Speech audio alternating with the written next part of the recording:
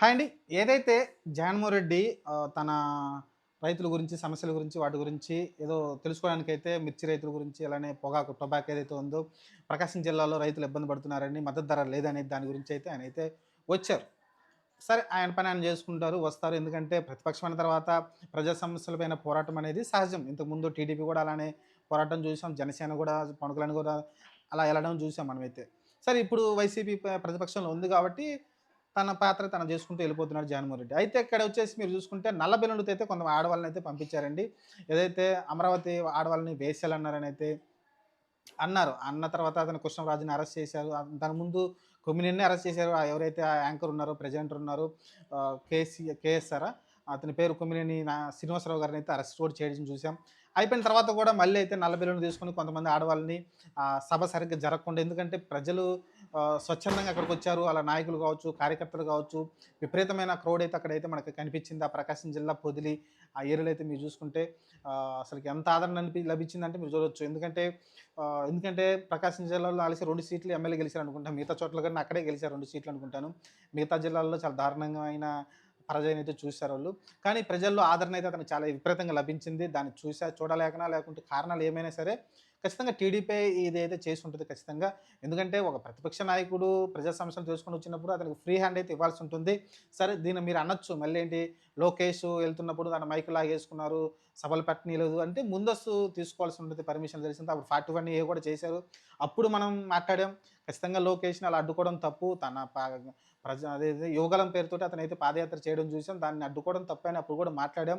మరి అంత కఠినంగా వ్యవహరించాల్సిన అవసరం లేదు. 41 లాంటి తీసుకొచ్చి కొంచెం ఇబ్బంది పెట్టడం చూసాం మనమైతే. అప్పుడు దాన్ని ఖండించిన టీడీపీ కావచ్చు, జనసేన కావచ్చు, ఇప్పుడు మళ్ళీ జగన్మోహన్ రెడ్డి ప్రతిపక్షంలోకొచ్చారు. తన ప్రజా సమస్యల గురించి కొంచెం చెప్పే ప్రయత్నం చేస్తుంటే దాన్ని నోరు నొక్కే ప్రయత్నం చేయడం ఎంతవరకు కరెక్ట్ అవుతుంది చెప్పండి? రేపొద్దున మళ్ళీ జగన్మోహన్ రెడ్డి వస్తే మళ్ళీ ఇదే పరిస్థితి ఏర్పడుతుంది కాబట్టి అవతలది వాళ్ళది తప్పన్నప్పుడు మనం అధికారంలోకి వచ్చిన తర్వాత దాన్ని సరిజేస్తే బావుంటుంది. మరి చంద్రబాబు నాయుడు గారు దాన్ని సరిజేస్తే బావుంటుంది. ఎందుకంటే మీరు ప్రజలకి మంచి చేస్తుంటే ఖచ్చితంగా వచ్చే ఎన్నికల్లో మీరే గెలుస్తారు. అది పెద్ద చెప్పాల్సిన అవసరం లేదు. కాబట్టి ఇప్పుడు ఆయన ఏదైతే ప్రజల సమస్యల గురించి చెప్తున్నాడు. మిర్చి రైతులకి ఏదో రేట్ లేదని, అలానే టొబాకోకి రేట్ లేదని అయితే ఆయనైతే వచ్చి పోరాటం అయితే ఏదో పోరాటం అనకూడదు. ఆయన పరామర్శించడం యాక్చువల్‌గా పోరాటం అని కూడా అనకూడదు. ఏదన్నా ఉద్యమం ఏం ప్రకటించలేదు ఆయన. జస్ట్ పరామర్శకైతే ఆయన వచ్చాడు రైతుల గురించి. మరి అక్కడైతే వాళ్ళైతే కొంచెం నల్ల బెలూన్లు తీసుకొని ఆడవాళ్ళైతే అడ్డుపడ్డారు. కానీ అది పెద్దగా అయితే కనిపించలేదు కానీ అడ్డుకునే ప్రయత్నం అయితే చేసింది టీడీపీ అయితే. ఇది మంచి సాంప్రదాయం కాదనైతే నా ఉద్దేశం. ఎందుకంటే ఇంతకుముందు వైసీపీ వాళ్ళు ఇలా చేశారన్నారు. పరదాల సీఎం అని చెప్పుకున్నారప్పుడు. ఎందుకంటే వస్తున్నంత సేపు పరదాలు కట్టేసి ఎళ్లారని అయితే చెప్పుకున్నారు. కానీ ఇప్పుడైతే మీరు ఫ్రీగా తిరుగుతున్నారు కదా! మంచిగానే ఉన్నారు కదా! సరే దాన్ని చేంజ్ చేసుకున్నారు. ఇప్పుడైతే మళ్ళీ మీరు చూసుకుంటే జగన్మోహన్ రెడ్డి ప్రతిపక్షంలోకొచ్చాడు. మీరు అధికారంలోకొచ్చారు. అప్పుడు ఏదైతే జగన్మోహన్ రెడ్డి మిమ్మల్ని అడ్డుకున్నాడని మీరేదైతే మీటింగ్‌లు పెట్టకుండా ప్రతిపక్షం నోరు నొక్కేసారని మీరేదైతే చెప్పారో, ఇప్పుడు అలానే చంద్రబాబు నాయుడు మన జగన్మోహన్ రెడ్డి గొంతు నొక్కే ప్రయత్నం చేస్తున్నారు కాబట్టి, అది తప్పని నేనైతే భావిస్తా ఉన్నాను. ఎందుకంటే మీరు రేపొద్దున మీరు ప్రతిపక్షంలోకి రావచ్చు. మరి జగన్మోహన్ రెడ్డి అధికారం రావచ్చు. సో, కాబట్టి అన్నీ మారుతా ఉంటాయి. ఎప్పుడు శాశ్వతంగా అది అధికారం కాబట్టి, కొంచెం ప్రజా సమస్యలు చెప్పేటప్పుడు మీరు వినండి. విన్న తర్వాత అక్కడేమన్నా జగన్మోహన్ రెడ్డి తప్పు మాట్లాడుంటే, లేకుంటే తప్పుడు సమాచారం ప్రజలకు అందిస్తుంటే మీరు ఇమ్మీడియేట్‌గా మీరు ప్రెస్ మీట్ పెట్టండి. చెప్పండి. జగన్మోహన్ రెడ్డి చెప్పిన దాని లోపాలను చెప్పండి. ఆటోమేటిక్‌గా ప్రజలకు తెలిసిపోతుంది. ఓకే. జగన్మోహన్ రెడ్డి వచ్చి ఇలా చెప్పాడు. ఓహ్! వాస్తవం ఇదా అని మీరు చెప్పండి. ఎక్స్‌ప్లనేషన్ ఇవ్వండి మీరు. ఎందుకు మిర్చి రైతులకు తక్కువ రేట్ ఉంది, లేకుంటే పొగాకు ఎందుకు తక్కువ రేట్‌లో అయితే మీరు ఎక్స్‌ప్లనేషన్ ఇస్తే దాన్ని బట్టి ప్రజలు డిసైడ్ జేస్తారు. ఎవరు తప్పు జెప్పారు, ఎవరు నిజం జెప్పారనేది.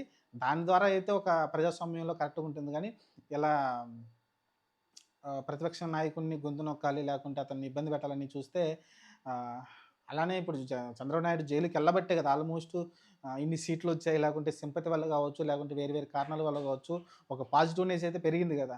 అది జగన్మోహన్ రెడ్డికి మైనస్ అయింది. ఈరోజు మీరు గూడా ప్రతిపక్షం నాయకుడు జగన్మోహన్ రెడ్డిని ఎక్కడికెళ్ళినా సరే మీరు ఇబ్బందులు పెడుతూ ఉంటే అది ప్రజలు చూస్తా ఉంటారు. రేపొద్దున ఇదే జగన్మోహన్ రెడ్డిని మళ్ళీ సీఎం జేస్తారు గాబట్టి, మీరు కొంచెం ఆలోచించుకొని కొంచెం ప్రతిపక్షం అంటే వాళ్ళు మరీ అబద్ధాలు జెప్పి, మరీ విపరీతంగా మాట్లాడితే మీరు దాన్ని ఖండించొచ్చు. చాలా ఉన్నాయి మాధ్యమాలు. దానిలో మీరొచ్చి చెప్పి, మీ యొక్క అభిప్రాయాన్ని చెప్పొచ్చు. ఒకవేళ జగన్మోహన్ రెడ్డి తప్పు చేసుంటే.